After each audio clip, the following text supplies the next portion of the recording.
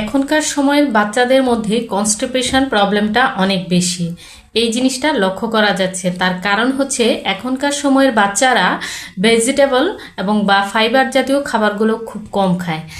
আজকে সেই বাচ্চাদের জন্য একটা ছোট্ট টিপস, যেসব বাচ্চাদের কনস্টিপেশন প্রবলেমটা একটু বেশি, তাদের বাবা মায়েদের উচিত মিষ্টি আলু অর্থাৎ সুইট পটেটো সিদ্ধ করে বাচ্চাকে খাওয়ানো। কারণ সুইট পটেটোতে আছে প্রচুর পরিমাণে ফাইবার এবং ভিটামিন এ এবং পটাশিয়াম, যার কারণে হজমে ভালো সাহায্য করে এবং কনস্টিপেশনের প্রবলেমটাকে দূর করে।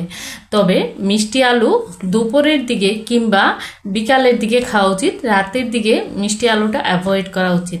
যদি বাচ্চার বা বড়দের আমরা যারা খাই তাদের যদি গ্যাসের প্রবলেম থাকে তাহলে মিষ্টি আলুটা অ্যাভয়েড করা উচিত।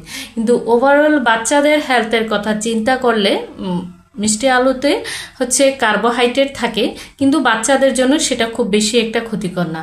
তো এই জন্য আপনার বাচ্চার যদি কনস্টিপেশন সমস্যা থাকে সেক্ষেত্রে তাকে মিষ্টি আলু খাওয়ানোর চেষ্টা করুন।